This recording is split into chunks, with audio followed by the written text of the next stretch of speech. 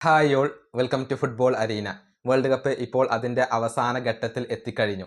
കരുത്തരായ Argentina, France, Spain എന്നിവരൊക്കെ ഇപ്പോഴും world കപ്പിൽ അവശേഷിക്കുന്നുണ്ട്.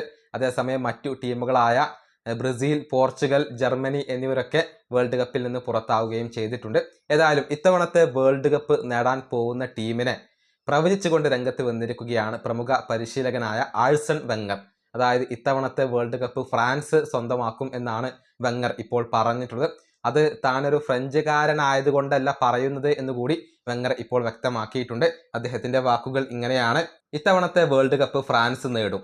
ഇത് ഞാൻ ഒരു ഫ്രഞ്ചുകാരനായതുകൊണ്ടല്ല പറയുന്നത്, മറിച്ച് നിങ്ങൾ വേൾഡ് കപ്പ് കൃത്യമായി നിരീക്ഷിച്ചാൽ ഫ്രാൻസിന്റെ മികവ് മനസ്സിലാകും.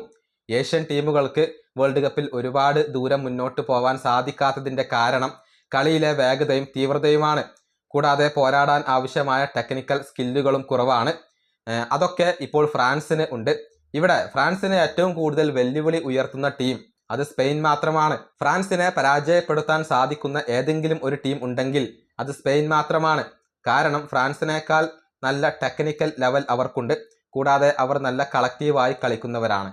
ഇതാണ് പ്രമുഖ പരിശീലകനായ ആഴ്സൺ വെങ്ങർ പറഞ്ഞിട്ടുള്ളത്. ഇത്തവണത്തെ വേൾഡ് കപ്പ് ഫ്രാൻസ് നേടാനാണ് ഏറ്റവും കൂടുതൽ സാധ്യത, അതല്ലെങ്കിൽ സ്പെയിൻ നേടാനാണ് സാധ്യത എന്നൊക്കെയാണ് ഇദ്ദേഹത്തിന്റെ ഒരു നിരീക്ഷണം. ഏതായാലും വളരെ പ്രധാനപ്പെട്ട ഒരു മത്സരത്തിന് വേണ്ടി ഇന്ന് ഫ്രഞ്ച് പട ഇറങ്ങുകയാണ്. എതിരാളികൾ മൊറോക്കോയാണ്. ഇന്ന് അർദ്ധരാത്രി ഇന്ത്യൻ സമയം 1:30 മൊറോക്കോയും ഫ്രാൻസും തമ്മിലുള്ള മത്സരം നടക്കുക. ഈ വീഡിയോ അവസാനിപ്പിക്കുന്നു. അടുത്തൊരു വീണ്ടും കാണാം.